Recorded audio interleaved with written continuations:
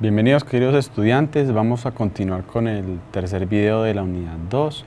Vamos a hablar de los estudios de casos y controles.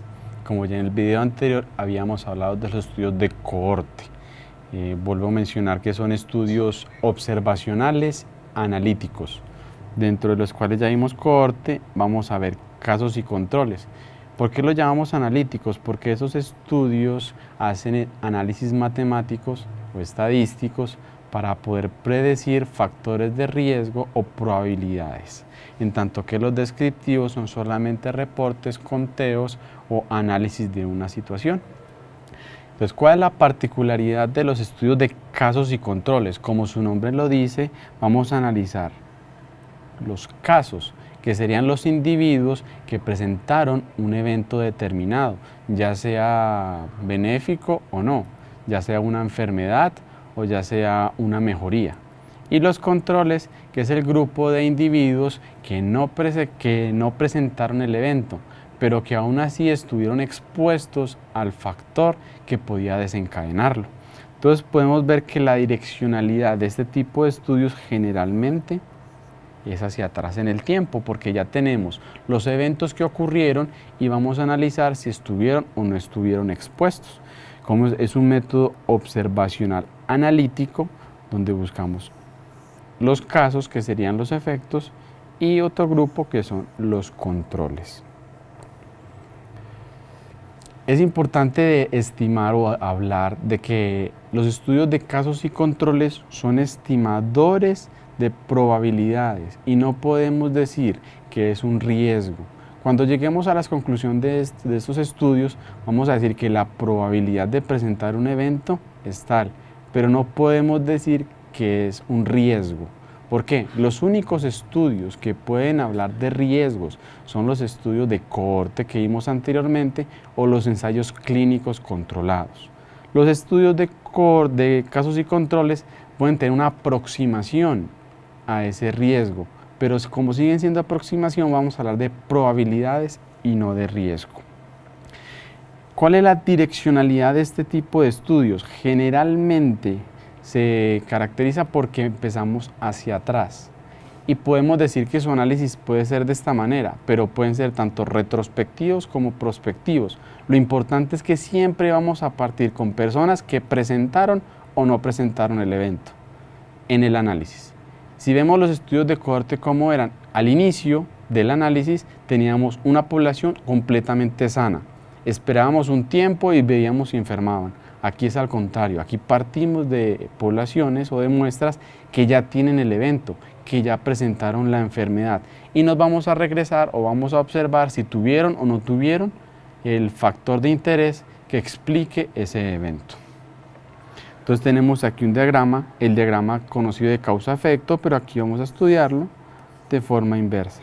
Por lo tanto, consideramos que un estudio de casos y controles, su análisis es hacia atrás, aunque la recolección de la muestra se puede hacer de forma prospectiva y retrospectiva. Entonces, en cuanto al tiempo, pueden ser casos prevalentes o casos incidentes. Si son casos prevalentes, quiere decir que ya pasaron absolutamente todos, ya tengo todos los casos que voy a analizar. ¿Y qué son los casos incidentes? Son los casos que voy a analizar a medida que van apareciendo. Si tengo una enfermedad que quiero estudiar, que la prevalencia es baja y recolectar los casos puede ser algo complejo, puedo utilizar casos incidentes. Entonces yo defino que el evento que voy a estudiar es trombosis.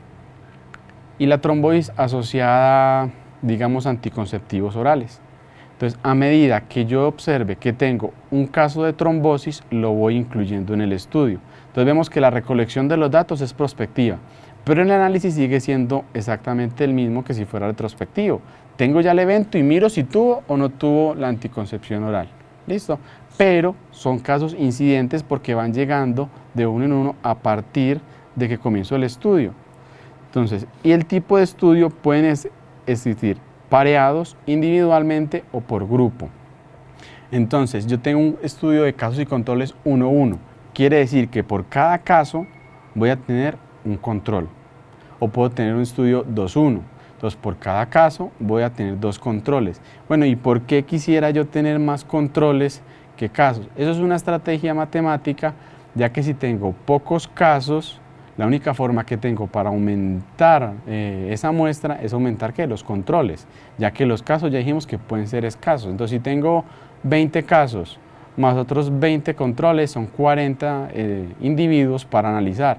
Pero si yo duplico, hago 1 o 2, ya tendré 40 y 20, 60, la muestra la puedo ampliar. Hay una relación que se sugiere que nunca deberíamos pasar de 1 a 4, porque ya por más de que aumente los controles, no voy a mejorar esa capacidad de estadística que si lo hago con mayor de 1 a 4. Es importante resaltar que en los casos incidentes, los controles también los voy seleccionando a medida que aparecen los casos. Si me llega un caso hoy, busco el control hoy. Si me llega un caso en una semana, a la semana le busco su debido control. Entonces, ¿qué usos tienen ese tipo de estudios? Pueden hipótesis de causalidad. Se puede explorar, sumamente importante. No podemos afirmar la asociación. Como ya mencionamos, la asociación solamente la puede determinar un estudio de cohorte o un ensayo clínico controlado. Pero esos tipos de estudios nos pueden llevar a explorar una posible asociación para que posteriormente hagamos un estudio de cohorte, si hay las posibilidades, o un ensayo clínico controlado. Es sumamente importante para enfermedades de baja prevalencia, donde es prácticamente imposible tener una muestra suficientemente grande o representativa para hacer o una cohorte o un ensayo clínico. Es sumamente útil para los estudios de brotes. Si yo tengo un brote por Klebsiella en una institución, yo no voy a hacer una cohorte porque cuando aparecen los brotes, eso no se sabe. De un momento a otro pueden llegar. Entonces, como ya tengo los casos, ¿cuáles son los casos? Las personas que presentaron infección por Klebsiella. Entonces, en ese mismo lapso de tiempo voy a buscar los controles, personas que no hayan tenido esa infección por Klebsiella. Entonces, este estudio de casos y controles es sumamente importante para enfermedades de baja prevalencia, como los brotes infecciosos en las instituciones de salud. Hay que garantizar 3 cosas en un estudio de casos y controles: la comparabilidad, la representatividad y la homogeneidad. Son 3 características que hacen que los estudios de casos y controles se puedan volver algo complejos, porque si yo no garantizo eso, entonces las conclusiones y los resultados a los que voy a llegar no van a ser verdaderos. ¿Qué es la representatividad? Eso significa que los casos que yo seleccione deben representar a todos los casos existentes. Entonces, si tengo una estimación, tengo 1000 casos, pero yo solamente tomo 10 casos, esos 10 casos me deben representar a los 1000 de la población. Y lo mismo para los controles. Si los controles que yo selecciono deben representar a al resto de la población que no presentó el evento. Porque si yo sectorizo o yo tengo los controles a mi antojo, puedo llegar a conclusiones equivocadas. La simultaneidad es sumamente importante, que los controles y los casos deben ser del mismo tiempo. Si me llega un caso, si los casos son incidentes y tengo un caso hoy, no voy a esperar una semana para recolectar el control, porque si no hay simultaneidad no puedo analizar los casos como si fueran simultáneos de los controles. Y la homogeneidad es sumamente importante, porque si yo tomo los controles de una población diferente de los casos, no los puedo comparar. Si yo estoy tomando controles en una población de raza blanca y los casos de una población de raza mestiza, ¿cómo los voy a comparar? Entonces es sumamente importante que esos tipos de casos y controles provengan de la misma población que estoy analizando. Como ya lo vimos, es un estudio retrospectivo que intentamos una mirada hacia atrás, aunque la recolección de los datos se haga en forma hacia adelante, como ya lo mencionamos en los casos incidentes, pero siempre partimos de un evento y nos devolvemos hacia un factor de riesgo o un factor protector. Aquí vemos el inicio del estudio. Tenemos una población la cual presenta el evento, la cual no presenta el evento.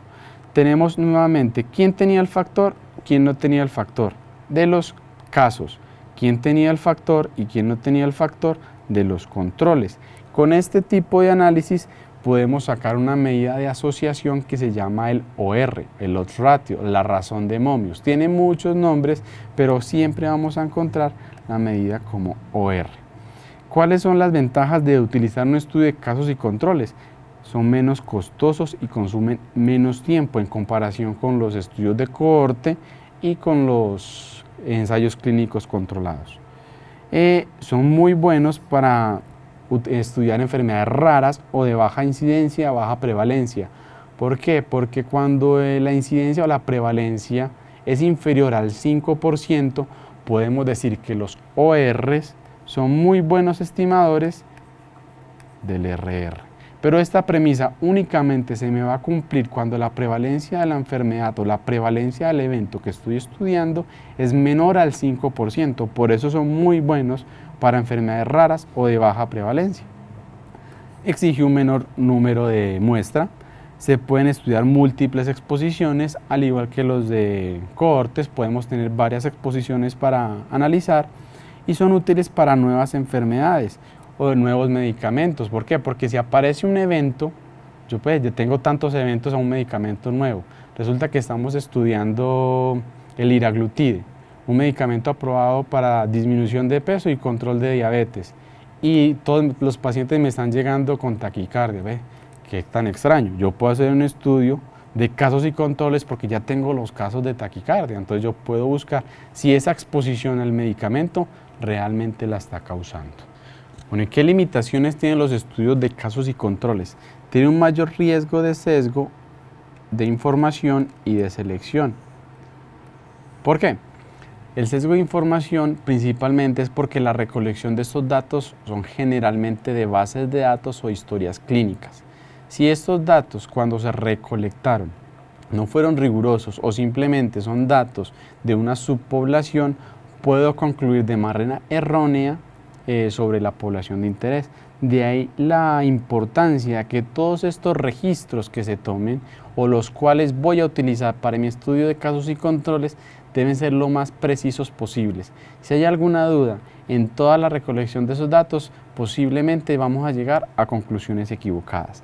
La selección de los controles es bastante difícil, porque si yo tengo un caso, digamos, definir el caso es muy sencillo, la persona que presentó el evento, pero tiene que tener el control, que tiene que ser del mismo tiempo, del mismo grupo, y garantizar todo este tipo de condiciones en algunos eventos puede llegar a ser sumamente complicado.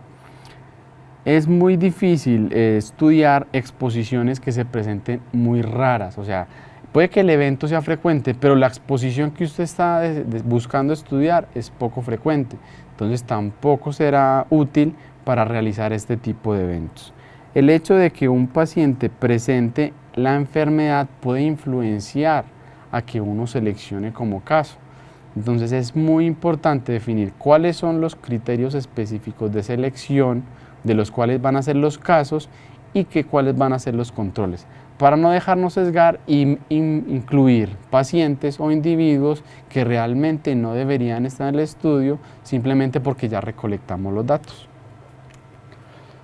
Entonces, para la selección de los casos, como ya lo nombramos, hay que definir qué es un caso. Antes de empezar el estudio vamos a definir exactamente qué es un caso.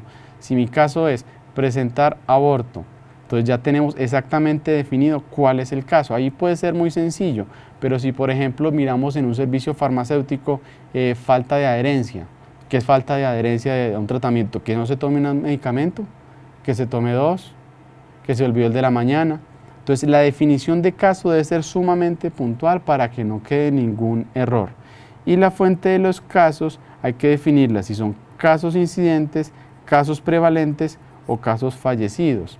Los casos fallecidos pues pueden ser incidentes o prevalentes, simplemente sabemos que este desenlace es fijo, pues ahí es muy difícil decir que hay un error. Y en cuanto a los controles, es importante que las características del control sean iguales, pero exceptuando ¿cuál? El problema de estudio. ¿Por qué? Porque esa es la diferencia que yo quiero ver. El caso debe ser casi que igual, un hermanito del control, pero deben diferenciarse ¿en qué? En la exposición, porque es lo que yo quiero probar. Yo quiero probar que estar expuesto a algo genera el evento. Por lo tanto, esa exposición debe ser lo único que difiera para poder eliminar el efecto que tengan otras variables que puedan influenciar el resultado. Entonces, ¿cuál va a ser la fuente de los controles? Población general, compañeros de trabajo, controles hospitalarios, familiares de los casos o vecinos, controles fallecidos. Aquí hay que tener mucho cuidado porque si yo decido utilizar compañeros de trabajo, por ejemplo, puede tener un sesgo porque estamos limitando la población.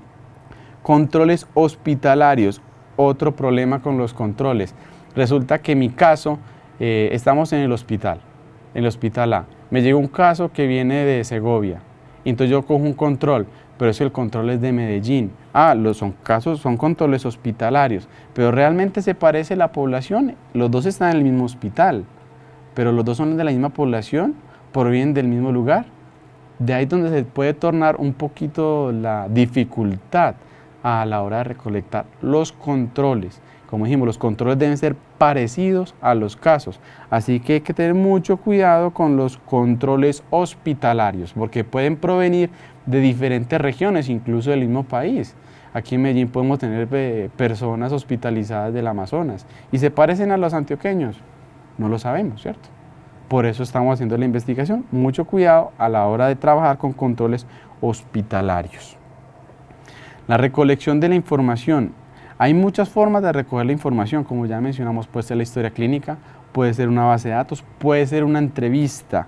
¿Cuál es el problema de la entrevista? Que como eso es un caso, un tipo de estudio que es retrospectivo, puede haber sesgo de memoria. Si usted le pregunta a alguien, ve, usted tuvo este evento, enfermedad renal, y le va a preguntar factores de exposición, puede que la persona no se acuerde.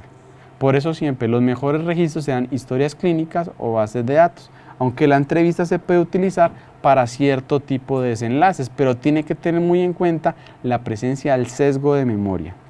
La información registrada previamente, historias clínicas o bases de datos, y es sumamente importante que el mismo entrevistador, si se va a hacer, tenga los mismos casos y los controles, porque esta recolección debe hacerse de forma muy homogénea, porque si yo entrevisto unos controles o unos casos, puede llevar a otro sesgo, que es la influencia al entrevistado a contestar. Entonces es sumamente importante cuando son entrevistas tener presente el sesgo de selección. ¿Por qué? Porque puedo incitar a que alguien me responda o simplemente porque esa persona no puede recordar muy bien los hechos para el estudio que estoy haciendo. Por lo tanto, casi siempre los mejores van a ser información registrada previamente, como son las historias clínicas o las bases de datos.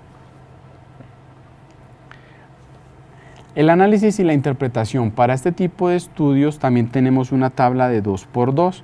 En este caso tenemos los casos, los controles y el factor de riesgo. En el estudio de cohorte teníamos personas expuestas y evento. Aquí ya tenemos las personas que presentaron el evento. Esta tabla de contingencia la vamos a analizar es por la proporción de casos. En la anterior era la incidencia en estudios de cohorte. Entonces, ¿qué es la proporción de exposición? Son los pacientes o los individuos que presentaron el evento y aparte de eso, presentaron la exposición. ¿Sobre quién? Sobre todos. Eso nos va a dar una proporción, que es cuántos de las personas que se enfermaron tuvieron la exposición.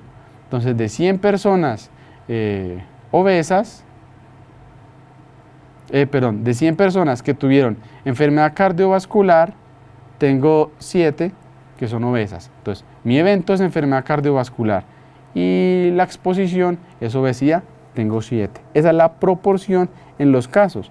En cambio, en los controles, entonces tengo todos los controles. Entonces, son personas que no presentaron enfermedad cardiovascular. ¿Y cuántos de ellos presentaron o tenían obesidad? Entonces, tengo también la proporción de exposición en los controles. Una vez tengo esas dos, simplemente lo que hago es analizarlas. ¿Es esa proporción de los pacientes que tenían los casos y los controles igual o no? Si aquí tengo mayor que, puede ser mayor que o puede ser menor que.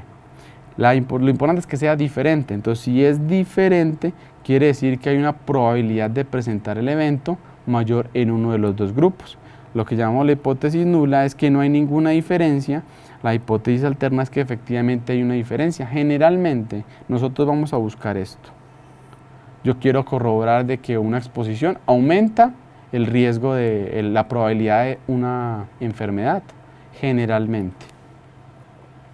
La fuerza de la asociación, al igual que en el RR, la unidad es el número 1, quiere decir que el exceso, la probabilidad de que aparezca el evento es la misma, pero a más se aleje del número 1, va a haber mayor fuerza, o la probabilidad de presentar el evento va a ser mayor o menor.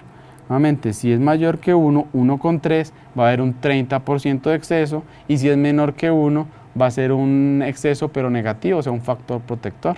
O sea que presentar un OR superior a 1 aumenta la probabilidad que aparezca un evento, y un OR menor de 1 disminuye la probabilidad de que aparezca dicho evento. Como ya vimos aquí son retrospectivos, ya tenemos el evento, estamos buscando es la exposición. Bueno, ese es el final del video de estudio de casos y controles. Como resumen, comparémoslos un poco con los estudios de cohorte. Recordamos cohorte, partimos de población sana y llegamos a analizar si aparece el evento. Y en cambio, en estudios de cohorte partimos de población que ya presentó el evento o enferma y llegamos a determinar si estuvieron expuestos o no expuestos. Ambos estudios, la recolección de los datos puede ser de forma prospectiva o retrospectiva, pero hay que tener siempre en cuenta que el análisis es el mismo. Cohortes es hacia adelante, de exposición a evento, y casos y controles es de evento a exposición.